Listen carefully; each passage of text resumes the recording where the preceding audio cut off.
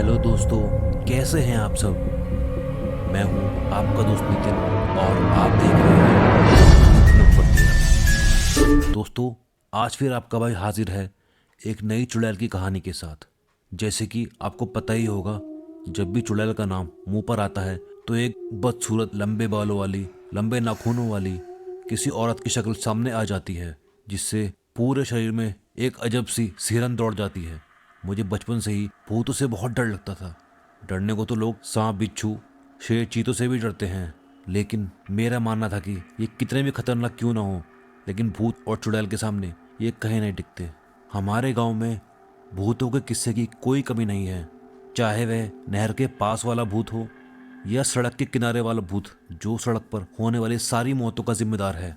लेकिन सबसे खतरनाक थी सूखे बरगद की पेड़ वाली चुड़ैल। गांव में रिवाज के अनुसार हम दीपावली पे सभी जगह दिए जलाते थे ताकि सभी बुरी आत्माएं शांत रहे।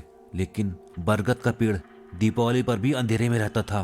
कहते हैं पुराने जमाने में बहुत लोगों ने दिया जलाने की कोशिश की, लेकिन कोई भी दिया आज तक वहां पर टिक नहीं पाया। बड़े बूढ़े हों चाहे बच्चे हों, बरगद के पेड़ के पास कोई नहीं जाता है।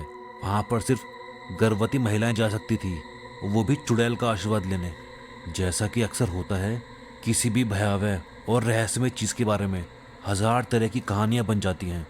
वैसे ही बरगद के पेड़ वाली चुड़ैल के बारे में बहुत सी कहानियां हैं, लेकिन मैं आज आपको जो कहानी बताने वाला हूँ वो कहानी मेरी दादी ने सुनाई थी, और मैं इसी कहानी को सच मानता हूँ।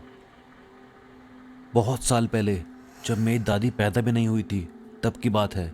हमारे गांव में पहलवान नाम का एक शख्स हुआ करता था, जो कि अपनी कुश्ती के लिए बहुत मशहूर था।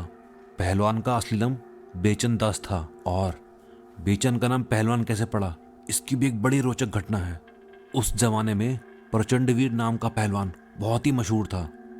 वो हमारे बगल के गांव से था, और आसपास के 10 गांव तक उसे सालों से कोई भी हरा नहीं पाया था।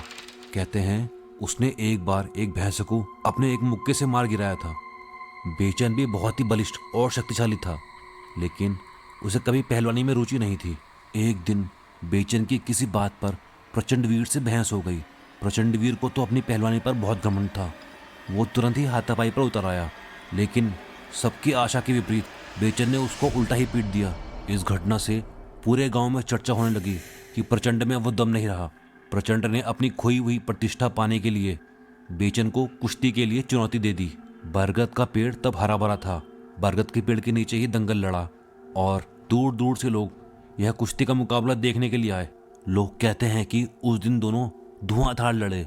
दोपहर से शाम हो गए, लेकिन देखने वाले जमे रहे। कभी लगता था बेचन जीतने वाला है, और कभी लगता कि प्रचंड का पलड़ा बहुत भारी है। अंत में सूरज डूबने से थोड़ा पहले बेचन ने प्रचंडवीर को अपने दोनों हाथों से ऊपर उठा लिया और बरगद की एक जड़ पे दे मारा। सूर्यास्त के साथ ही प्रचंडवीर की पहलवानी का भी अंत हो गया। सभी गांव वाले बेचन को कंधे पर उठा के ले गए। उस दिन से उसका नाम पहलवान पड़ गया। उस जमाने में भी बहुत कम लोगों को ही उसका असली नाम पता था। बेचन की शादी त्रिलोचनी से हुई। त्रिलोचनी बहुत ही सुंदर स्त्री थी। उसकी बड़ी बड़ी आंखों और खूबसूरती की चर्चा बहुत दूर दूर तक थी। गांव के कुछ लोग लोचनी पर बहुत बुरी नजर डालते थे, लेकिन बेचन पहलवान के डर से किसी ने कुछ करने की हिम्मत नहीं की। बरगद के पेड़ के नीचे ही पहलवान सुबह सुबह कुश्ती और ऊंची कूद का अभ्यास किया करता था, और लोचनी भी उसका साथ देती थी। दोनों में अटूट प्रेम था। पूरा गांव दोनों पर गर्व किया करता था। दोनों अपने जीवन में बहुत खुश और संतुष्ट थे, लेकिन यह खुशी बहुत दिन तक नहीं रही।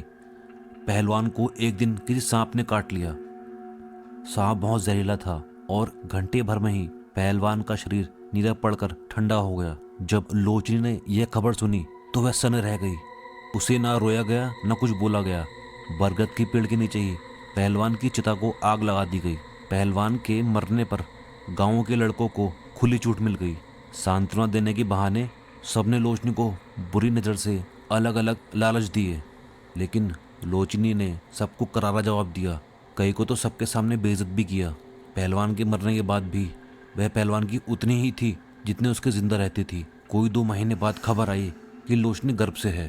सबको लोचनी के चरित्र पर शंका हुई, और इसका फायदा उठाकर उन लोगों ने, जिन्हें लोचनी ने कई बार सरेआम बेइज्जत किया था, खबर फैला दी कि यह बच्चा नाजायज़ है। पंचायत बिठाई गई। लोचनी ने गांव वालों को ज़्यादा सफाई नहीं दी, बस इतना कहा कि यह बच्चा पहलवान का ही है। लेकिन लोचनी की बात पर पंचायत ने भरोसा नहीं किया और लोचनी को गांव से बाहर निकाल दिया। लोचनी को इससे कोई फर्क नहीं पड़ा। वैसे भी पहलवान के मरने के बाद इस गांव से लोचनी का कोई भी लगाव नहीं रह गया था। गांव से बाहर निकलकर लोचनी ने बरगद के पेड़ के नीचे ही एक छोटी सी झोंपड़ी बनाई। पहलवान के मरने के दुख में उसने खाना पीना वैसे ही बहुत कम कर दिया था। देखते ही देखते उसका भरा पूरा शरीर हड्डी का ढांचा मात्र रह गया। महीने भर में ही उसकी उम्र 20 साल बड़ी हो गई थी। सफ़ेद साड़ी में, झुर्रीदार चेहरों के साथ, खुले बालों में वह बहुत ही भयानक लगती थी। अब उसका व्यवहार भी बहुत अजीब हो गया था। वो घंटों बरगद के पेड़ के नीचे बैठकर खुद से बातें किया करती थी।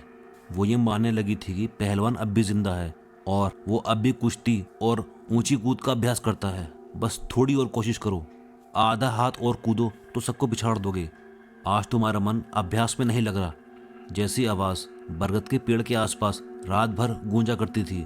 कभी वो रात में उठकर जोर जोर से ताली बजाने लगती थी और ढोल बजाकर नाचने लगती थी, जैसा वो पहलवान के कुश्ती जीतने पर किया करती थी। अब गांव वालों ने उसे जीते जी ही भूत मान लिया था। वैसे उससे कोई बात नहीं करता था। रात में वो पानी भरने गांव के कुएं पर जाती थी तो गांव की औरतें उसे बहुत भला बुरा बोलती थी।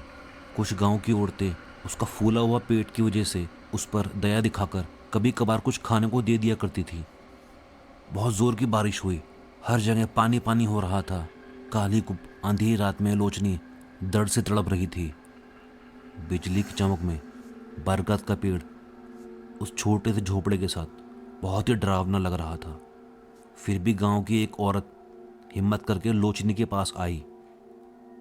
लोचनी ने एक मरे हुए बच्चे को जन्म दिया। जब उस औरत ने लोचनी को बताया कि उसका बच्चा मरा हुआ है तो लोचनी शेरनी की तरह उस पर ही झपट पड़ी और अपना बच्चा हाथ से छीनते हुए बोली, नहीं, मेरा बच्चा मरा नहीं है, बस वो अभी सो रहा है। भाग जाओ तुम, सोने दो उसे। लोचनी की आंखें और दांत बाहर आ गए। नाक और मुंह से खून निकल रहा था। बिजली की चमक में जब उसने लोचनी का भयानक चेहरा देखा तो वह औरत तुरंत वहां से भाग खड़ी हुई। 2 दिन तक लोचनी को किसी ने नहीं देखा। बस लोरी की आवाज़ आ रही थी उस बरगद के पेड़ से। फिर एक दिन लोचनी ने अपनी रंग बिरंगी जरीदार साड़ी निकाली जो उसने पहलवान के साथ शादी में पहनी थी।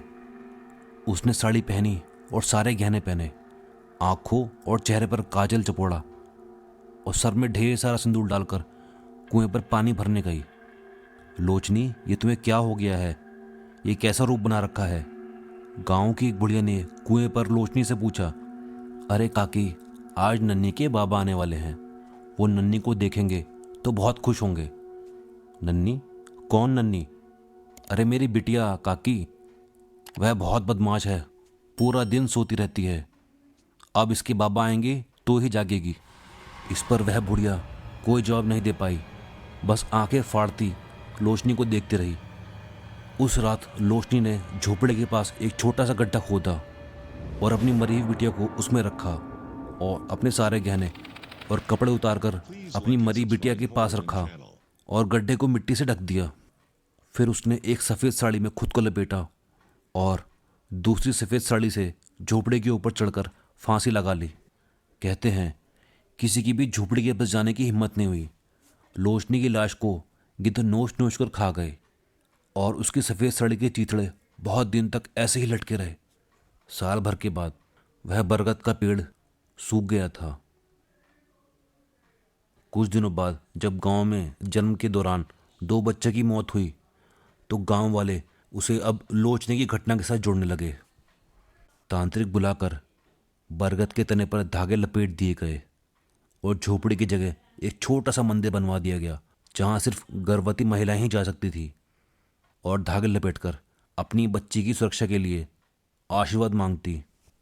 मेरी दादी ने भी पिताजी के जन्म से पहले वहां पर धागे लपेटे थे और मेरी माँ ने मेरे लिए। जब बहुत जिद करने पर यह कहानी मेरी दादी ने सुनाई तो कई दिन तक तो मैं सो भी नहीं पाया। आंखें बंद करता तो वही बरगद का सूखा पेड़ सामने आ जाता।